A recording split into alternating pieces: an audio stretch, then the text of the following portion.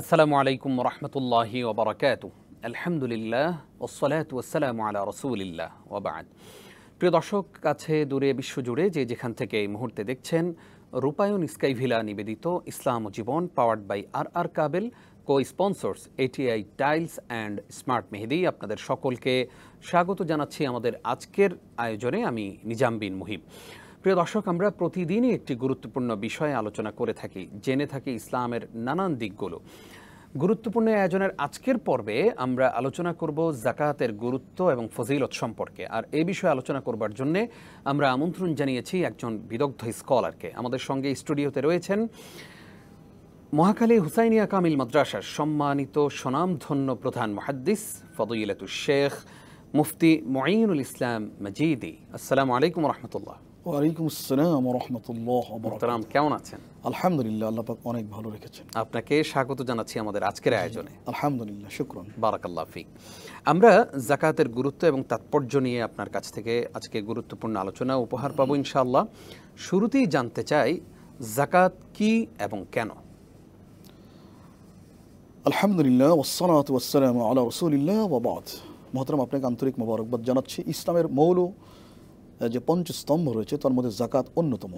আমরা যদিও আমাদের কথায় যাকাতকে ৫ নম্বরে রাখি, যে কালিমা, নামাজ, রোজা, হজ, যাকাত বলি, আসলে শরীয়ত কিন্তু এটাকে ৩ নম্বর সিরিয়াল রেখেছে। অর্থাৎ ঈমান তো সবার জন্য প্যারালাল, প্রত্যেকের জন্য ঈমান জরুরি, ধনী হোক আর গরিব হোক। আর নামাজ সবার জন্য। যাকাতকে একটা অর্থনৈতিক ইবাদতের মধ্যে এখানে আনা হয়েছে, অর্থাৎ নামাজের পরেই যাকাত।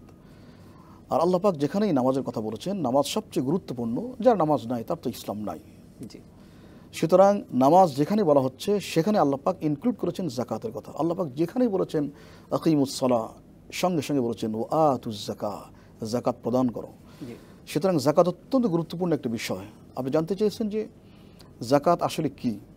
যাকাত একটা আরবি শব্দ, যাকা ইয়াসকু আজ যাকাত, আত-তাজকিয়া এখান থেকে আসে। অর্থাৎ হচ্ছে যাকাত মানে আজ যাকাত ফিল লুগা আল নামা ওয়া জিয়াদা, মানে জিনিস বৃদ্ধি পাওয়া, বৃদ্ধি হয়ে যাওয়া।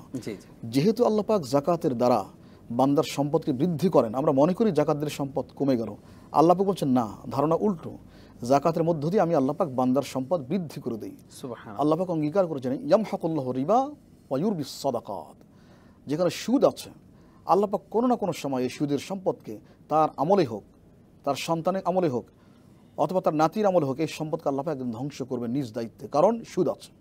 কিন্তু সেই ক্ষেত্রে ওয়া ইউরবিস সাদাকাত, যাকাতের মাল যেখানে আসে, যেখানে যাকাত প্রদান করা হয়, আল্লাহ পাক নিজ দায়িত্বে ইউরবি রিবা, আল্লাহ পাক সম্পদ বাড়িয়ে দেবেন।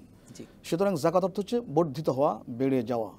কতটুকু সম্পদ থাকলে যাকাত চলে আসবে? জি মোহতারাম, চমৎকার বলেছেন। আসলে যাকাতের নেসাব যে রাসূল করিম আলাইহিস সালাম বলেছেন, সেই জামানার যদি আমরা ধরি তাহলে 52.5 তোলা রূপা আর 7.5 তোলা স্বর্ণ। সেই সময়ে এই দুটার মূল্য প্রায় প্যারালাল ছিল, সমান সমান ছিল। যদি কোনো ব্যক্তির মালিকানায় পুরো 1 বছর তার মৌলিক প্রয়োজন নির্বাহ করার পরে, 1 বছর পরে যদি তার মালিকানায় কন্টিনিউয়াসলি থেকে 1 বছর পরে আবার 1 লক্ষ টাকার বেশি তার কাছে গচ্ছিত থাকে, প্রমাণিত হবে তার মূল প্রয়োজনের অতিরিক্ত এটা। সুতরাং এটার উপরে যাকাত ফরজ হবে। স্বর্ণ থাকলে 7.5 তোলা, রৌপ্য হলে 52.5 তোলা, যে যেটা যাবে। আমরা জানি যে 5টি মৌলিক সম্পদে যাকাত ফরজ হয়। একটি সোনা, রূপা, নগদ টাকা, ব্যবসায়িক মাল, গবাদি পশু, এই 5টার উপরে ফরজ হয়। কিন্তু আপনার আলু, পটল, সবজির উপরে যাকাত ফরজ হয় না, কারণ এগুলো পচনশীল। কিন্তু ধান এবং গম, জব পচনশীল না, এগুলো ওসর ফরজ হয়। ওসরটাও হলো ফসলের যাকাত। ফসলের যাকাত, একদম ঠিকই বলেছেন উস্তাদ আপনি। আমরা জানতে চাই যে কাদেরকে আমরা যাকাত দিব? যে চমৎকার বলেছেন। আল্লাহ পাক বলেছেন ইন্নামাস সাদাকাতু লিল ফুকারা ওয়াল মাসাকিন ওয়াল আমিলিনা আলাইহা ওয়াল মুআল্লাফাতি কুলুবুহুম ওয়া ফির রিকাব ওয়াল গারিমিন ওয়া ফি সাবিলিল্লাহ ওয়া ইবনিস সাবিল ফারিদাতাম মিনাল্লাহ। আল্লাহ পাক 8টা খাত এখানে বলেছেন। এই 8 খাতের বাইরে যাকাত দেওয়ার সুযোগ নাই। 8 খাতই থাকতো। একটা হলো ইন্নামাস সাদাকাতু লিল ফুকারা, ফকির। ফকিরের সংজ্ঞা হচ্ছে মাল্লা শাইআলা, যার তেমন কিছুই নাই। বাকি 7 শ্রেণী সম্পর্কে আমরা জানবো ইনশাআল্লাহ ছোট্ট একটি বিরতির পর। প্রিয় দর্শক, আপনারা দেখছেন রূপায়ণ স্কাই ভিলা নিবেদিত ইসলাম ও জীবন। সময় হলো ছোট্ট একটি বিরতির, আমাদের সঙ্গে। প্রিয় দর্শক, আপনাদেরকে আরও একবার স্বাগত জানিয়ে শুরু করছি রূপায়ণ স্কাই ভিলা নিবেদিত ইসলাম ও জীবন। আজকে আমরা যাকাতের গুরুত্ব এবং তাৎপর্য সম্পর্কে আলোচনা শুনছি। আলোচনা করছেন মুফতি মঈনুল ইসলাম মাজিদি। উস্তাজ, আপনাকে আরও একবার স্বাগত জানাচ্ছি। আমরা আপনার কাছ থেকে যাকাতের খাতগুলো শুনছিলাম, কাদেরকে আমরা যাকাত দিব। আপনি এক শ্রেণীর কথা শুনিয়েছেন, ফকিরদেরকে। ফকির, এরপরে আর কাকে কাকে আমরা যাকাত দিব? মোহতারাম, 2 নম্বর হচ্ছে যে অল মাসাকিন, মিসকিন। আমরা যেটা বলি মিসকিন হচ্ছে উনি এমন গরিব যে তার কিছু আছে, মানলাহু শাই লা কিফায়াত লাহু, তার জীবন ধারণের জন্য যথেষ্ট না, কিছু সম্পদ আছে কিন্তু জীবন চলতে খুব কষ্ট হয়, উনি যাকাত দিতে পারেন। 3 নম্বর হচ্ছে ওয়াল মুআল্লাফাতি কুলুবুহুম, অর্থাৎ অমুসলিমদের মধ্যে যারা ইসলামকে ভালোবাসেন, আর্থিক একটু সহায়তা পাইলে ইসলাম গ্রহণ করতে পারেন এমন আশা যদি থাকে, তাদেরকে যাকাত প্রদান করা যায়। যদিও ওলামায়ে কেরামের একটা মত আছে যে তারা বলেন এখন তাদেরকে দেওয়ার প্রয়োজন নাই, কিন্তু কোরআন কারীমে যেহেতু আল্লাহ পাক বলেছেন এবং ওলামায়ে কেরামের বেশিরভাগ বলেছেন না, এখনও খাতটা বাকি রয়েছে। এইটা একটা। অফির রিকাব, দাস মুক্তির জন্য, যেটা আমাদের জামানায় এখন আর নাই। আগে কৃতদাস, বাজার থেকে দাস কিনে আনা হতো, টাকা দিলে তাকে মুক্ত করে, ওই ব্যক্তি মুক্ত হওয়ার জন্য যাকাতের অর্থ নিতে পারতেন, কিন্তু এখন যেহেতু নাই, অপ্রাসঙ্গিক হয়ে গেছে। এরপর 5 নম্বর অল গারিমিন, ঋণগ্রস্ত ব্যক্তি। ঋণগ্রস্ত কারা? বলা হচ্ছে তাহাম্মুলুদ দাইন ওয়া তাআজ্জারা আদাউহা, যে ব্যক্তি ঋণের ভারে নিমজ্জিত হয়ে গিয়েছে কিন্তু ঋণ পরিশোধ করার ক্ষেত্রে উনি অক্ষম হয়ে গিয়েছেন, এবং এই ঋণটা মৌলিক কাজে হতে হবে। আপনি একটা ফ্ল্যাট কিনেছেন ঋণ করে, গাড়ি কিনেছেন ঋণ করে, এই ঋণ না, বরং আল হাওয়াইজুল আসলিয়া, মৌলিক প্রয়োজন, সংসার চালাতে গিয়ে, বাচ্চাদের পড়াশোনা করাতে গিয়ে, বাপ মার খেদমত করতে গিয়ে, চিকিৎসা করাতে গিয়ে সত্যি ঋণগ্রস্ত হয়েছে, ওই ব্যক্তি ঋণ থেকে মুক্ত হওয়ার জন্য যাকাতের মাল গ্রহণ করতে পারবে। ফি সাবিলিল্লাহ, আল্লাহ রাস্তায় যারা সংগ্রাম করে, দিন কায়েম দায়েম করার জন্য, দিনকে প্রসার করার জন্য, মানবতার কল্যাণে কাজ করেন, তারাও নিতে পারেন।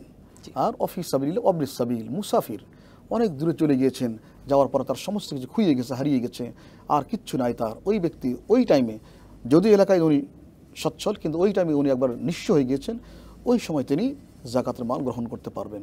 আল্লাহ বলছেন ফারিদাতাম মিনাল, এই 8টি খাত নির্ধারিত। আমরা জানতে চাই যে যাকাতের অর্থ কি শুধুমাত্র রমজানেই দিতে হবে, নাকি পুরো বছর ব্যাপী আমরা চাইলে দিতে পারবো? যে মোহতারাম চমৎকার বলেছেন। আমাদের একটা ধারণা যাকাত বোধ হয় রোজার মতো রমজানেই আদায় করতে হয়। না, যাকাত হচ্ছে আপনার যেই মাসে আপনার 1 বছর পূর্ণ হবে ঠিক তখনই যাকাত ফরজ। ধরুন আপনার রমজানের 4 মাস আগে যাকাত আপনি ফরজ হয়ে বছর পুরো হয়ে গেছে, সুতরাং আপনি এই আমানতটা, ইন্নাল্লাহা ইয়া'মুরুকুম আন তুআদ্দুল আমানাতি ইলা আহলিহা, আমানত গরিবের আমানত এইটা, সুতরাং এইটা আপনি রমজানের উদ্দেশ্যে আপনি আটকে রাখার রাইট আপনার নাই।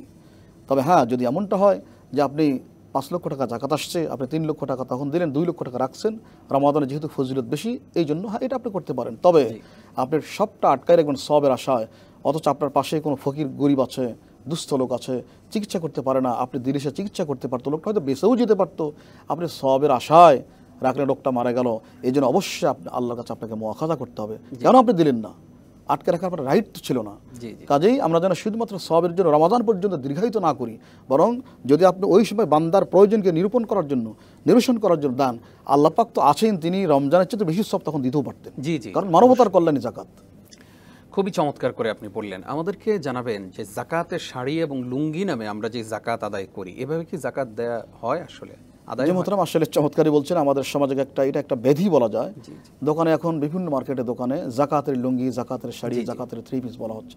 যাকাতের কারণটা কি? তার মানে অত্যন্ত তুচ্ছ মানের, নিম্নমানের এই যে বিষয়টা মোহতারাম, রাসূল করিম আলাইহিস সালাম বলেছেন যে সালাসুম মান কুন্না ফীহি কানা ওয়াজাদা হালাওয়াতাল ঈমান, যে ব্যক্তির 3টা বৈশিষ্ট্য থাকবে সে ঈমানের স্বাদ মিষ্টতা গ্রহণ করতে পারে। তার মধ্যে একটা ওয়া ইউহিব্বু লিনাফসিহি মা ইউহিব্বু লিগাইরিহি, নিজের জন্য যা পছন্দ করে অন্যের জন্য তাই পছন্দ করে। আমি আমার স্ত্রীকে কি ওই শাড়ি পরাবো, ওই 3 পিস পরাবো, আমি আমার ভাইকে কি ওই লুঙ্গি পরাবো? যদি তা না হয়, গরিব বলে তার কি অপরাধ হয়ে গেল? আল্লাহু আকবার, অধিকার এটা।